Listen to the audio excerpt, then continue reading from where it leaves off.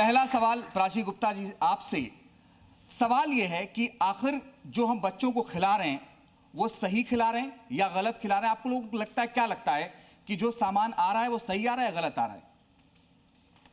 Thank you for the question. बहुत ही अच्छा question है ये कि बच्चों को जो हम पैकेट फूड दे रहे हैं वो हमें देना चाहिए या नहीं। तो इसका पहला तो है कि हम हमेशा कहते हैं एज पीडियाट्रिशियंस, एज क्लिनिशियंस कि पैकेट फूड कम से कम खाएं।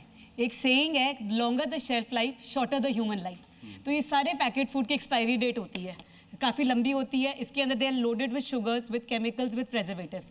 तो वैसे भी हम मना करते हैं खाने के लिए। और क्योंकि आज का टॉपिक फूड अडल्ट्रेशन को लेकर है, तो उसके साथ साथ मैं बस ये कहना चाहूँगी कि इन पैकेट्स में फूड अडल्ट्रेशन के होने के चांसेस ज़्यादा हैं। एंड बच्चों में ये दुगनी तरीके से ख़राब करता है बच्चों को।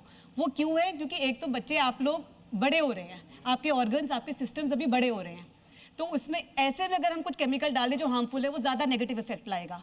सेकेंडली, अगर आप एक पैकेट, एज एन एडल्ट आप एक पैकेट ऑफ चिप्स खाते हैं और एक बच्चा एक पैकेट ऑफ चिप्स खाता है, तो जो कॉन्सेंट्रेशन है, बच्चे का तो वेट हाफ है ना, तो जो मिलीग्राम पर केजी के हिसाब से उसके अंदर जो हार्मफुल केमिकल गया वो तो बहुत ज़्यादा चला गया, तो उसका हार्मफुल इफेक्ट बहुत ज़्यादा होगा। ठीक, एक और सवाल इससे जुड़ा हुआ है कि अगर ये नकली है, जो कि हमारा शो ही असली और नकली पर है, असली क्या है क्योंकि वो समय समय पर जागरूक करते हैं, मगर अगर ये नकली है, इस पर एक्सपायरी डेट है और वो हम बच्चों को दे रहे हैं, तो उसका खराब असर किस तरीके से होता है? इसका असर तो बहुत है, जैसे मैंने बताया, दुगना असर तो बच्चों पे होता है और आप समझिए हर ऑर्गन पे हमारे होता है। समय बड़ी बात, अगर आप कोई हार्मफुल केमिकल डाल रहे हैं तो जो काम की चीज़ है, जैसे कि कार्बोहाइड्रेट है, हमारे प्रोटीन्स, विटामिन, मिनरल्स, उनकी मात्रा कम हो गई है, तो बच्चे की ग्रोथ पे दिखेगा, तो स्टंटिंग दिखती है, बच्चे उतने वजन या लंबाई पे नहीं पहुंचते हैं।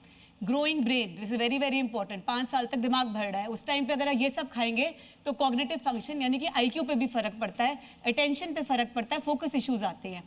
थर्डली, गट इश्यूज। ये सब केमिकल्स जब जाएंगे आपके पेट के अंदर, आपके इंटेस्टाइन में, तो जो अच्छा बैक्टीरिया है वो मर जाता है, वो खराब हो जाता है। उसकी वजह से बार बार दस्त लगना, पेट खराब होना, इन्फ्लेमेशन होना, ये सब भी है। इसके अलावा इम्यूनिटी, बार बार जो आजकल हम देख रहे हैं बच्चे बीमार पड़ रहे हैं, कहीं ना कहीं आपका पोषण कहीं ना कहीं अडल्ट्रेटेड है, इसकी वजह से भी हो रहा है।